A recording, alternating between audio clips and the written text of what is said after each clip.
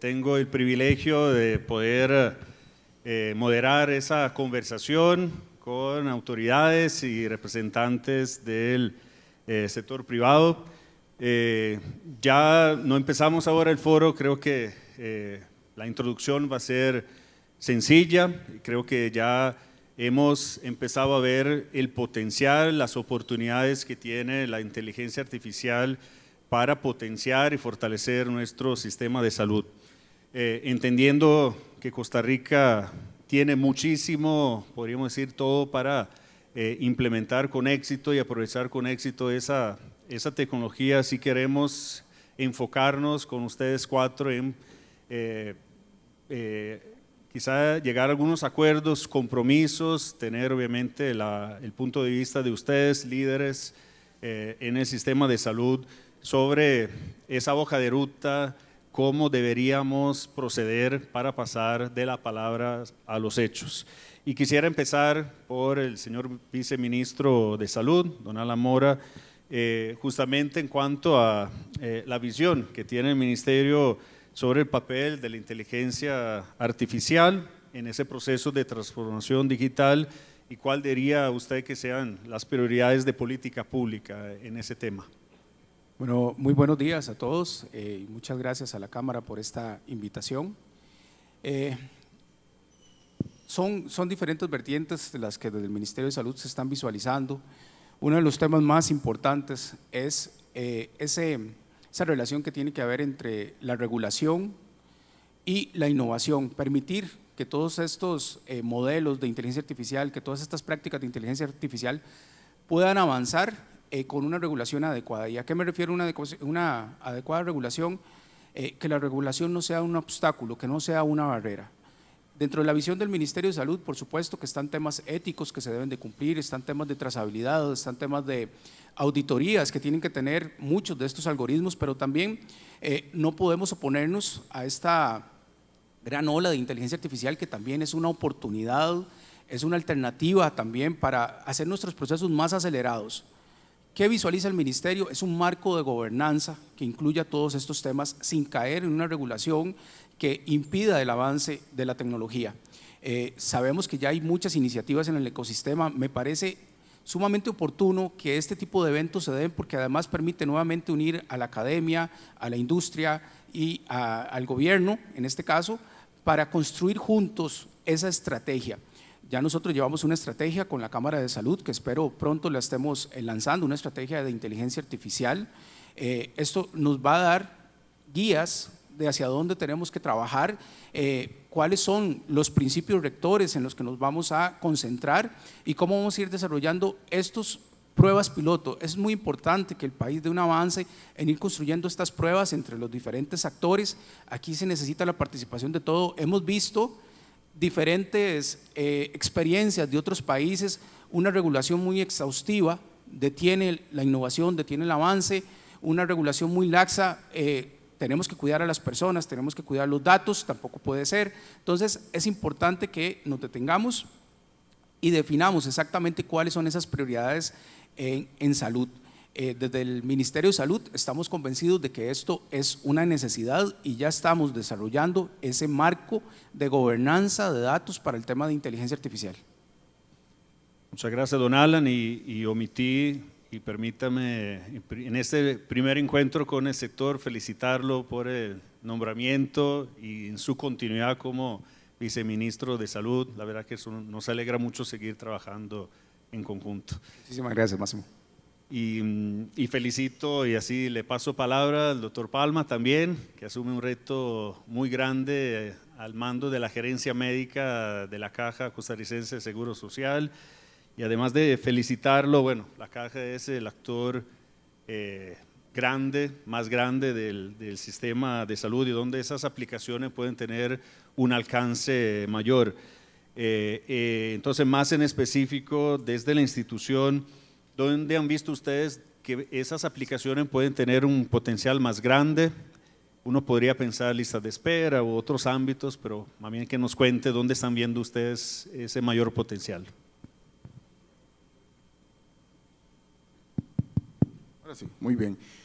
Muy buenos días, muchas gracias a la Cámara por invitarnos a este extraordinario foro, compañeros que me acompañan el día de hoy, don Máximo. Vamos a ver, la Seguridad Social ha venido explorando el tema de la inteligencia artificial a pasos en los últimos por lo menos 3 años un poco más acelerados. La inteligencia artificial definitivamente se veía como como un gran tabú dentro de la organización y ha sido un hito para poder intervenir en las listas de esperas. La Caja en estos momentos tiene toda una estrategia a nivel de los planes operativos para aumentar de aquí al 2030 o hasta vernos de aquí al 2041 como una caja que tenga tecnología y que esté cerca de los pacientes, que esté cerca de las personas. Hemos venido explorando, a razón de que somos una organización muy grande, la mayor a nivel país de prestación de servicios de salud, en varios temas, dependiendo el grado de acompañamiento que hemos tenido para poder materializar la inteligencia artificial y también el efecto, para ir midiendo el efecto a mediano y a largo plazo. En estos momentos estamos apuntados a entrarle al tema de procesos preventivos, tenemos una estrategia de optimización de atención primaria donde incorporamos un módulo llamado inteligencia artificial de AIDA. Este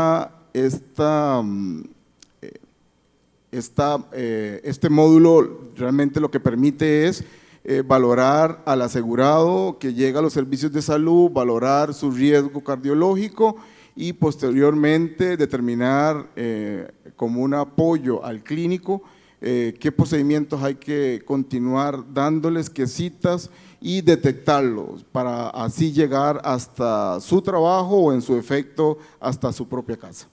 También hemos explorado el tema de poder, en compañía del Banco Mundial, de poder explorar el tema de las mamografías.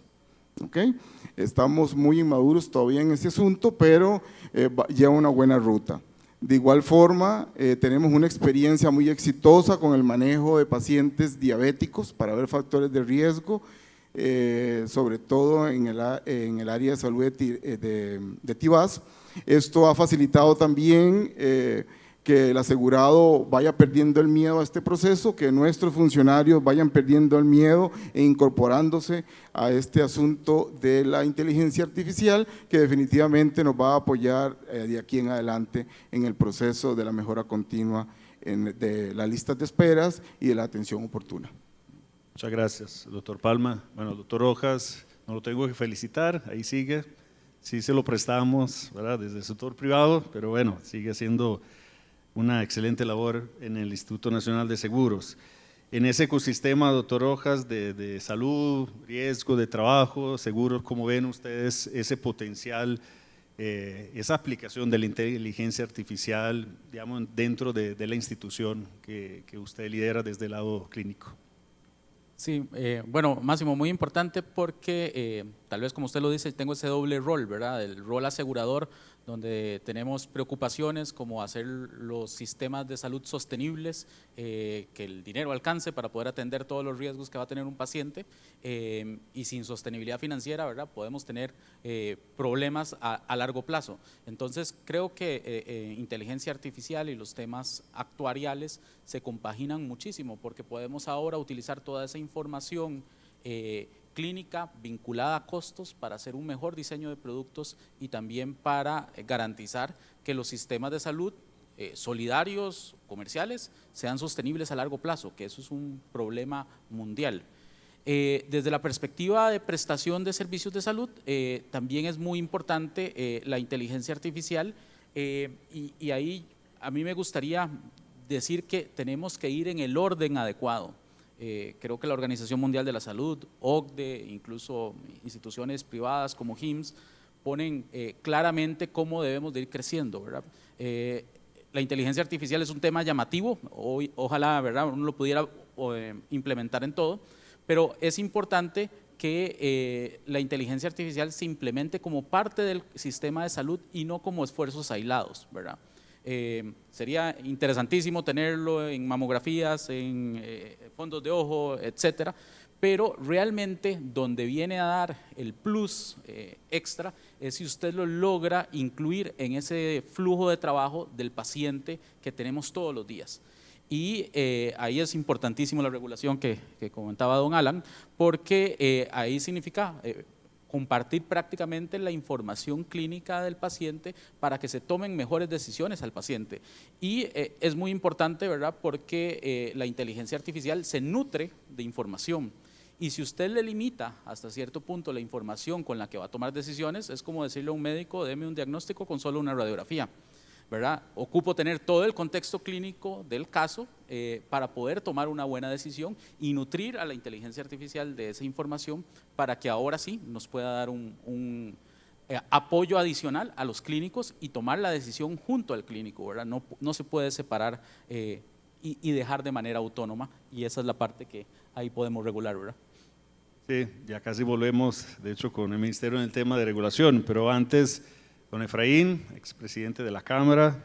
Efraín se salvó, ¿verdad? Ya lo liberamos de muchas responsabilidades, pero bueno, desde la perspectiva del sector privado, ¿cuáles son esas oportunidades, empezando también en esa ronda más de visión global que vemos o ustedes ven desde la Cámara en cuanto a oportunidades para mejorar calidad, eficiencia, competitividad del sector de servicios de salud? Bueno, muy buenos días a todos. Qué alegría ver el auditorio tan lleno. Y es que como líderes no solamente tenemos la responsabilidad de seguir explorando las diferentes soluciones, sino que tenemos que preparar nuestras organizaciones para aprovechar todas estas herramientas tecnológicas que nos está dando la inteligencia artificial. Y en ese sentido, un mecanismo para la preparación de las organizaciones es ir entendiendo cómo tenemos que ir madurando tecnológicamente. Porque si bien es cierto, es importante incorporar estas tecnologías, es mucho más importante preparar la organización para que no sea anecdótico, sino sea parte del proceso estratégico. Y en ese sentido, nosotros hemos lanzado una iniciativa que es el Digital Health certificado de madurez digital, que es un esfuerzo que estamos desarrollando. No es el único, la Caja ya tiene experiencia con lo que es el proceso de HIMSS, creo que también el INSS está también avanzando, así que no es la única iniciativa, pero es una iniciativa que realmente va a impactar la parte medular de todo el esquema estratégico. Y por eso en ese sentido los invito a que podamos tener acercamientos para conocer un poco más de este proceso y llevar estas soluciones mucho más estructuradas a nuestras organizaciones. Y ya concretamente, ¿cómo podría impactar en la calidad, en la eficiencia y en la competitividad? Yo creo que ahorita tenemos, lo mencionaba el doctor Palma, tenemos oportunidades diagnósticas muy importantes. Yo creo que mucho del impacto que podríamos generar nosotros desde el sector privado en las listas de espera, porque son cuellos de botella lo que tenemos en las listas de espera, es precisamente incorporar estas soluciones tecnológicas. Está clarísimo que la innovación tiene un dinamismo gigantesco. Acabo de hablar con mi hijo que tiene 24 años y recién regresa de la universidad y me decía, estoy abrumado realmente cómo va avanzando todas estas actividades o todas estas herramientas tecnológicas. Entonces tenemos que estar conscientes de que esta agilidad tenemos que poder incorporarla a las soluciones, y desde el sector privado tenemos la habilidad de que definitivamente deberíamos de ser mucho más ágiles en ese sentido, ¿verdad? Y yo creo que podríamos incorporar mucho más rápido una solución que impacte alguna de estas áreas de diagnóstico donde podamos ayudar y tener efectos mucho más especializados. Luego la medicina personalizada y efectiva. Yo creo que hemos venido trabajando en esto, ¿verdad?, para poder realmente ajustarnos a las necesidades del paciente. Ahorita podríamos incorporar, por ejemplo, información genética, metabólica y de riesgo del paciente para mejorar esa propuesta de medicina personalizada. Entonces, hay oportunidades realmente de seguir avanzando y ser mucho más eficientes, no en la cantidad de tratamientos, sino en la calidad del tratamiento que le estamos dando al paciente. Y bueno, la evaluación de tecnologías sanitarias, yo creo que en este sentido ya hemos hecho algunos avances para que los resultados no estén medidos en cuanto a la parte del medicamento, sino la efectividad de esas moléculas. Y ya hemos venido haciendo en el marco de la innovación que podemos hacer a nivel de compra pública, esfuerzos importantes para dar una solución mucho más efectiva a las necesidades del paciente. Bueno, y finalmente, en cuanto al tema de competitividad, todos sabemos la presión que está viviendo el mundo con respecto a la política económica de Estados Unidos, y obviamente hay una presión para que toda la inversión fuera de Estados Unidos regrese a Estados Unidos. Ustedes han visto que la inversión extranjera ha disminuido este año. Algunos argumentan que después de un crecimiento tan acelerado podría haber una disminución, pero también podría ser de esa política de Estados Unidos de devolver la inversión extranjera al mercado estadounidense. Entonces, algo que realmente hemos venido trabajando es la investigación clínica. Es algo que enlazaría mucho todo lo que es la parte de la fabricación, la investigación a través de la investigación clínica. Entonces, debemos de también avanzar en este sentido. Muchas gracias, Efraín. Don Alan, pasamos 2 minutos por pregunta y la pregunta del millón, además. Entonces, ¿cómo construir un marco regulatorio? Decía el doctor Rojas, doctor Palma, la importancia, un marco regulatorio que incentive la innovación, pero al mismo tiempo proteja calidad, protección de datos, seguridad. ¿Cómo lo hacemos? ¿Qué idea tienen del ministerio? Muchísimas gracias. Bueno, es muy buena la pregunta, don Máximo, y yo creo que la mejora regulatoria definitivamente es el motor de la competitividad, y eso lo hemos visto en diferentes campos. Quizás con todos los avances que hay en este momento y en diferentes áreas, lo hemos visto desde el Ministerio de Salud, la necesidad de tener marcos de mejora regulatoria más robustos, más eficientes. Y ahora, ¿qué significa eficientes? Es como que si tiene que estar el Ministerio de Salud, pero a la vez tiene que estar de una forma sin obstrucción, sin barreras, sino más bien facilitando que los mecanismos de incorporación de tecnología sean más ágiles. En temas de regulación, haciendo un barrido muy rápido por diferentes países sobre lo que están haciendo en temas de inteligencia artificial, definitivamente creo que le tenemos que apostar a un modelo por riesgos, ¿verdad? Un modelo donde nos permita ir identificando cuáles son estas tecnologías de inteligencia artificial que pueden ser de riesgo bajo y que sobre ese riesgo bajo tengamos más libertad para ir explorando. Otras que son de riesgo medio, bueno, ver cuáles son los aspectos regulatorios que deberían de proteger a las personas, ¿verdad? La seguridad de la información, otra vez el tema de trazabilidad, todo lo que tiene que ver con el traslado de sus datos personales y demás. Y por último, estos que son de riesgo alto. Bueno, esos de riesgo alto, ¿qué tipo de auditorías, qué tipo de servicios tiene que ejercer el Ministerio de Salud y cuál es la responsabilidad de cada uno de los actores también en este tema? ¿Qué modelo regulatorio? Tiene que ser un modelo regulatorio equilibrado, un modelo que permita el avance sin dejar de lado la seguridad sanitaria, la seguridad del paciente, la calidad del servicio. Creo que es lo mejor y por las experiencias que se han venido presentando en otros países es a lo que otras naciones más avanzadas le están apuntando. Tenemos que construir ese modelo y esa parte es importante. Tener una materia que ahora sí albergue todos estos conceptos y podamos ponerlos al servicio, ¿verdad? Tanto de los administrados, pero lo más importante, no hay que olvidar, es del paciente. El paciente es el que tiene que recibir estos beneficios, el paciente es el que tiene que recibir esa aceleración en la prestación del servicio, esa oportunidad y esa calidad. Entonces, partiendo desde el paciente, entre todos, creo que es importante poner cuáles son los puntos que podrían intervenir en esta regulación y que podemos hacer un servicio más efectivo y más eficiente. El Ministerio ya está trabajando también en estos modelos, hemos hecho algunas solicitudes a algunos entes internacionales que nos ayuden a visualizar esto para sacar una propuesta y después obviamente recibir aportes de las otras instituciones y de los otros sectores.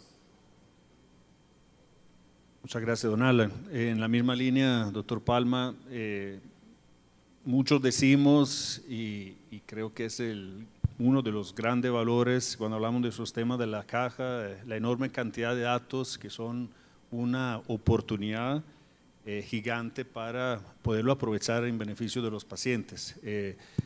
¿Cómo piensan o cuáles son los desafíos que ustedes visualizan para hacer un uso seguro, interoperable y respetuoso de esos datos, obviamente en favor de los pacientes, pero sabemos que tienen una responsabilidad como custodios ustedes de esa información? Bueno, la Seguridad Social ahorita está apostando con una ruta de gobernanza de datos regulada definitivamente por todo lo que contempla la agenda del Ministerio de Justicia y Paz con el manejo de datos. Nosotros estamos cumpliendo todo lo regulatorio que ellos tienen, por un lado, y segundo, estamos tratando de comenzar por riesgos que sean los más básicos, los riesgos los más bajos, así como dijo el doctor, con tal razón de que la institución ya hay 29 hospitales, 900 EBAIS, una cantidad de consultas por día extraorbitante, ¿verdad? De tal manera de que la aplicación de alguna solución de inteligencia artificial tiene que ir muchísimo más despacio, con buenos pasos, pero no detenerse. Estamos apuntando a que el asegurado esté tranquilo, a razón de que seguimos acreditando el cumplimiento de todo el componente ético, con toda la regulación que hay hasta la fecha a nivel país, esperando la regulación del Ministerio de Salud en este proceso y sobre todo haciendo la gestión de cambio para que en el momento que hagamos la ruta de gobernanza de los datos, igual el manejo apropiado del ciclo de los datos de forma correcta, el asegurado esté tranquilo de que en el momento que apliquemos alguna solución de inteligencia artificial, se va a manejar en forma ética, que el resultado final siempre va a ser por una valoración de un experto, ¿verdad? No solamente por la inteligencia artificial, y que ellos crean en el proceso. Y también alineado al cambio de perspectiva que los profesionales en ciencias de la salud tengan en este momento, a razón que son muchos. Entonces vamos a iniciar en un proceso paulatino, con áreas que no sean muy sensibles y poder tener así pasos muy enriquecedores en tema de las listas de esperas y en atención oportuna. Muchas gracias, doctor. Dicen algunos, Kenneth, doctor Rojas, que el INS tiene el mejor de lo mundo, ¿verdad? Institución pública y con bastante libertad de operación, también semejante en algunos aspectos como institución privada, pero bueno, eso… volviendo al tema de cómo convivir desde el uso de modelos predictivos de inteligencia artificial y la necesidad de proteger la privacidad de sus pacientes, sus asegurados. Mencionó, ¿verdad? Mucho va a depender de lo que establezca el ministerio, pero internamente cómo se están preparando, cuáles son los retos que visualizan. Sí, una pregunta importantísima y ahí es muy importante cómo queremos ese modelo predictivo. En la parte clínica creo que hay que seguir algunos lineamientos internacionales y creo que el Ministerio de Salud lo está haciendo muy bien asesorándose con la OCDE, con OMS, con HIMSS y ellos ya han establecido algunas formas de hacerlo de una manera segura. HIMSS, por ejemplo, establece los sistemas de soporte a la decisión clínica y a mí me encanta ese término porque así es como se tiene que hacer, ¿verdad? Un análisis predictivo no puede ser démosle este medicamento y ya a este paciente. Es un sistema de soporte a la decisión clínica, le va a hacer sugerencias al clínico que podemos o no tomar. Ahora bien, protección de datos es un tema importantísimo. ¿Qué tanta información le vamos a dar a ese modelo predictivo para que pueda dar una opinión, una soporte a la decisión clínica correcto y qué le vamos a restringir? Y aquí está el eterno dilema, ¿verdad? De dónde llegamos con la regulación y dónde llegamos con la flexibilidad para no dejar de ser innovadores. Y ahí es importantísimo pensarlo como si usted estuviera frente a su médico, ¿verdad? En el momento que le va a hacer la decisión clínica, usted desearía que su médico tenga toda la información suya, ¿verdad? Y no que tenga parcialmente alguna información. Pero tenemos que cuidar esa información para que no quede libre en el ambiente o que se pueda utilizar de alguna otra manera, de una manera inadecuada. Y para esto yo creo que tenemos que ir cumpliendo las etapas. Gracias a otros organismos internacionales, lo que mencionaba don Efraín, hay modelos de adopción de la tecnología y yo creo que no nos tenemos que brincar etapas. Esos modelos de adopción de la tecnología, y el Ministerio de Salud lo está haciendo muy bien, deben de empezar por un sistema de expediente electrónico robusto, seguro, que no sea vulnerable. Encima de eso, interoperar de manera segura y que no sea vulnerable. Y a partir de eso ya podemos construir modelos predictivos más avanzados. Porque de momento, si no lo hacemos en ese orden, lo que vamos a hacer son iniciativas, ¿verdad?, que van a salir puntuales, que no van a poder integrar toda la información clínica para en serio hacer un modelo predictivo de los que buscamos a alto nivel, ¿verdad? Que esto estamos hablando de HIMSS nivel 5, 6 y 7, ¿verdad? Que son los que deberíamos de estar apuntando, ¿verdad? Perfecto, muchas gracias. Al sector privado, hoy en esos 45 minutos soy moderador, entonces no soy de ningún sector. Efraín, desde el sector privado, ¿lo regulatorio es una barrera? Primera pregunta, dos preguntas en uno. Y si lo es, si lo puedes comentar, o si hay también otras barreras que quizá impiden una adopción más masiva de esas tecnologías basadas en inteligencia artificial, no sé, financieras, de talento humano. ¿Qué nos puedes decir? Bueno, yo creo que desde el sector privado tenemos la responsabilidad siempre de impulsar la agilidad. Y en ese sentido voy a aprovechar el comentario tuyo, Alan, porque el paciente tiene que estar en el centro de nuestras decisiones. Todos tenemos la preocupación de crear un ambiente regulatorio adecuado y una gobernanza efectiva. Lo que pasa es que la innovación no va de la mano con la regulación. La regulación siempre va a ir muy, pero muy atrás de la innovación. Entonces la pregunta es cómo lo manejamos, ¿verdad? ¿Cómo podemos trabajar en esta dinámica? Y yo creo que ya hemos hecho avances importantes. El Comité de Salud que tenemos con el Ministerio de Salud, donde la mayoría de nosotros está representado, es un foro realmente importante para poder avanzar por una línea que nos lleve a ser mucho más innovadores y obviamente teniendo todo tipo de consideraciones legales. Pero ciertamente tenemos ese reto, así que yo no sé si es una barrera, pero es un reto muy importante que debemos de superar. No creo que nosotros tengamos que esperar el marco regulatorio para tomar decisiones. Hay protocolos, hay modelos ¿verdad?, de adopción, de buenas prácticas que ya se están desarrollando, y en ese sentido lo que tenemos que hacer es aprovechar la experiencia de otros países. La OCDE también tiene un marco regulatorio interesante para poder avanzar de una manera responsable, no sé si legal y segura, pero por lo menos responsable, basada en el paciente, no solamente en lo que nosotros consideramos que es apropiado. Pero ciertamente hay gran cantidad de oportunidades para alianzas público-privadas. Aquí tenemos que cambiar un paradigma, no tenemos que pensar únicamente en procedimientos, tenemos que pensar en resultados. Si pensamos en procedimientos, siempre vamos a ir orientados a generar volumen de procedimientos. Acá lo que tenemos que pensar es cómo podemos tener el paciente en el centro y con un resultado óptimo para ese paciente. Y en ese sentido, ¿verdad?, ya hay muchas iniciativas, pero este Value-Based Healthcare, ¿verdad?, que es orientado hacia los resultados de los pacientes, lo que estamos es realmente buscando valor en el procedimiento y no solamente pues una transacción en esa línea. Entonces yo creo que hay ya iniciativas importantes que podemos analizar, que podemos aprovechar. En ese sentido ya la inteligencia artificial podría ir embebida en la solución y no ser una solución aparte, ¿verdad? Y yo creo que como sector privado tenemos esa obligación de proponer soluciones innovadoras, no solamente para el mercado público, sino para nuestras propias soluciones a nivel de mercado privado, de manera que podamos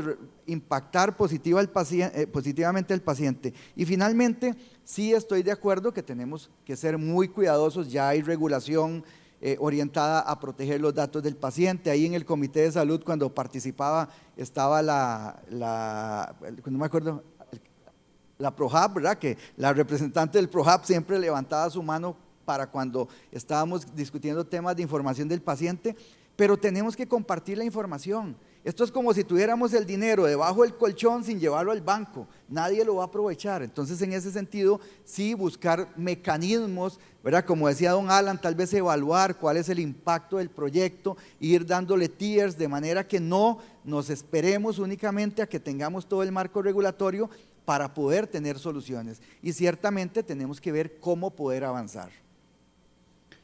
Antes de la pregunta final, una ronda rápida, nos ayudan, ¿verdad?, con respuestas cortas. Don Alan, ¿cuál es el modelo de gobernanza que están pensando en el Ministerio de Salud? Si hay algo que ya han conversado, ¿verdad?, con el nuevo ministro, cómo van a estructurar, cómo van a asegurarse que los actores puedan participar, bajo qué modelo, y no sé si nos quiere dar alguna primicia de cuándo lanzamos la agenda.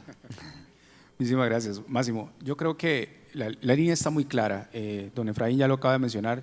Tenemos 2 espacios que tenemos que seguir aprovechando y justamente se crearon para este tipo de colaboraciones.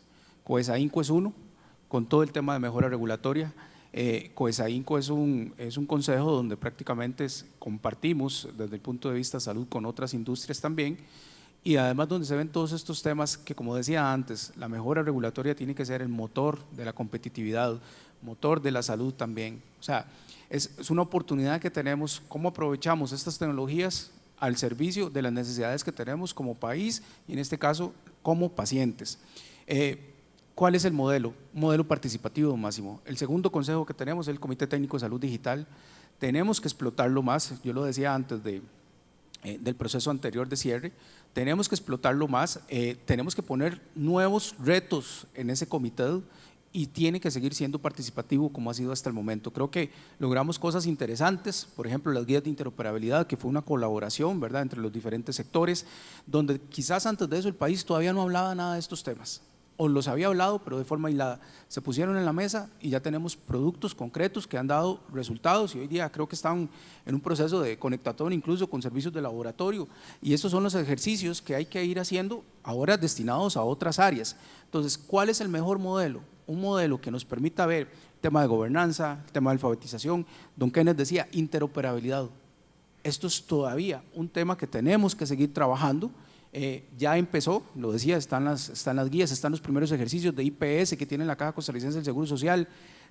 ¿Qué falta ahora? Bueno, otras instituciones también uniéndose a la Caja, también con el INS para ese intercambio de datos, obviamente con la seguridad, ¿verdad?, que nos demandan también las agencias de regulación en estas materias, pero tiene que seguir siendo participativo. Creo que es el mejor modelo, creo que lo que le ha servido a otros países y es la ruta que nosotros tenemos que seguir. Muchas gracias, don Alan. Doctor Palma, y en la Caja, ¿verdad?, paralelo es ese proceso de generación de condiciones regulatorias, marco de gobernanza, ¿cómo tienen previsto prepararse a nivel de capacidades institucionales para estar listos, ¿verdad?, para poder implementar esas tecnologías y esas soluciones en la institución? Sí, bueno, la institución de la creación del expediente digital único, pues toda la parte de infraestructura y tecnología, pues ahí hemos venido incorporándolo en cada centro a lo largo y ancho de todo el país. Apenas estamos en un proceso de poder hacer la ruta de la gobernanza de los datos nuestros, que definitivamente van a ir direccionados en resultados afín a la atención del paciente, en resultados predictivos, en disminución de las listas de espera, en priorizar procesos que definitivamente nos van a dar un efecto positivo en la calidad de vida de los asegurados, y también el tema de capacitación constante de todo el talento humano que tiene la organización, de tal manera de que todos estén alineados en una misma ruta, ver qué vamos a hacer con el dato enriquecedor que tiene el expediente digital de la Seguridad Social. Va más allá de no solamente dejar solo la caja, sino que sea una Costa Rica con un solo expediente y hacer el proceso de interconexión y por polaridad, ¿verdad?, a nivel de otras organizaciones. Pues estamos iniciando el proceso y verlo con toda la evaluación de riesgo de potencialmente trasladar la información a otros centros, y así sucesivamente pretendemos hacer una ruta siempre destinada a la atención que el asegurado así determine. Muchas gracias, doctor Palma. Bueno, decíamos que la institución La Caja tiene grande cantidad de datos, pero el INS también. Ustedes desde el sector asegurador visualizan que hay oportunidad para utilizar esa información para generar beneficios tanto a sus asegurados como a la población, o incluso tienen pensado incluso desarrollar algunos modelos propios en la institución para poder aprovecharlos. Sí, bueno, desde el INS yo digo que nuestra población asegurada es la misma que la de la Caja, es todo el país, ¿verdad? Desde cualquier accidente que podamos tener cualquiera en carretera con el seguro obligatorio de automóviles, hasta riesgos del trabajo y todos los demás seguros comerciales que cuenta el INS. Entonces, los pacientes son los mismos, ¿verdad? Y el expediente, como dice el doctor, debería ser el mismo interoperando. ¿A qué vamos? ¿Y cómo vamos a hablar de inteligencia artificial en el INS? El INS inició hace varios años, hace cerca de 5 años, un modelo de transformación digital total, el cual, gracias a la visión también de nuestro liderazgo, se le dio prioridad al sector salud.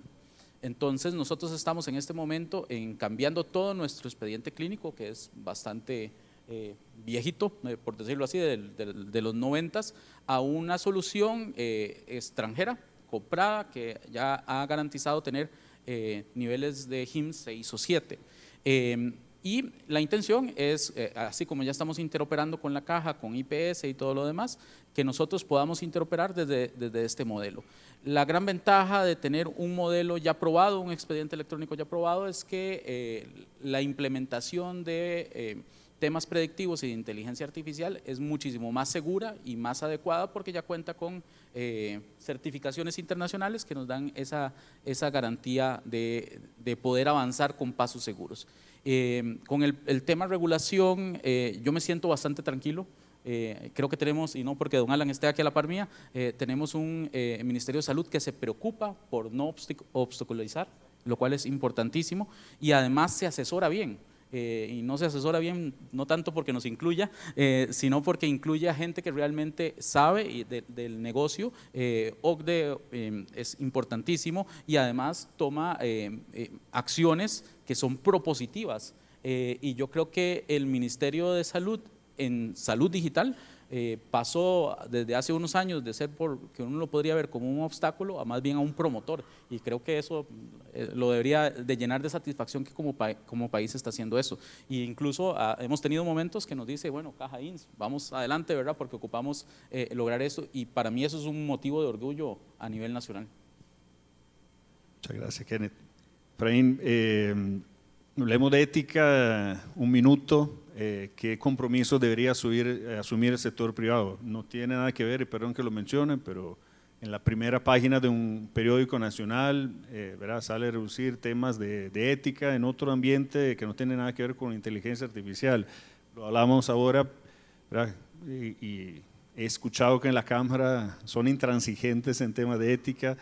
Creo que de ahí todo debería empezar cuando hablamos de alianza público-privada. Pero bueno, un compromiso aquí frente a ese auditorio que debemos de asumir como sector privado en tema de ética. Bueno, yo creo que esto, más que un tema de ética, lo conversábamos ahí antes del foro, es un tema económico. Las organizaciones que no estén autorregulándose van a tener siempre el reto de tener impactos económicos por las decisiones que se tomen. Lastimosamente nosotros no tenemos un mecanismo de evaluación inmediata del riesgo. Las compañías que cotizan en bolsa, cada vez que tienen un problema de ética, sus acciones tienen un impacto, ¿verdad?, inmediato.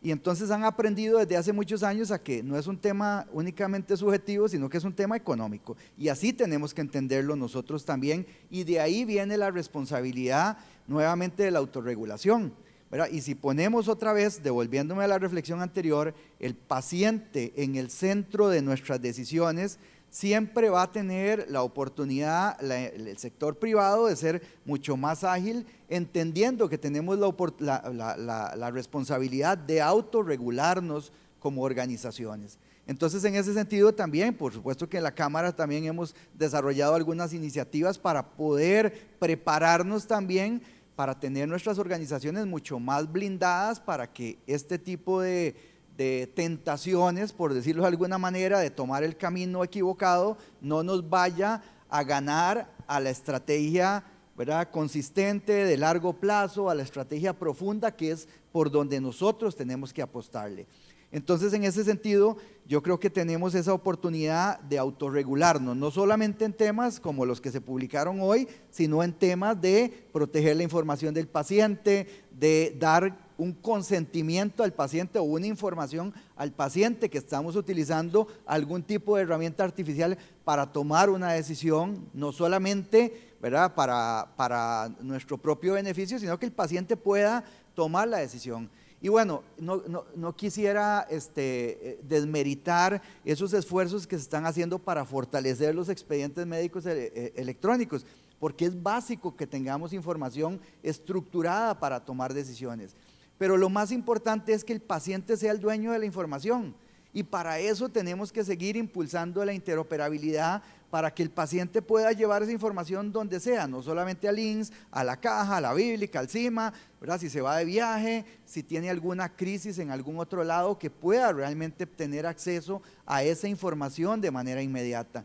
Y en ese sentido yo creo que siempre tiene que existir esa ética de que vamos a compartir esa información de manera responsable, ya sea por regulación o por nosotros autorregulación, que es importante de desarrollar. Definitivamente insistir en que tenemos que tener el paciente en el centro y que el paciente pueda ser el dueño de su propia información clínica.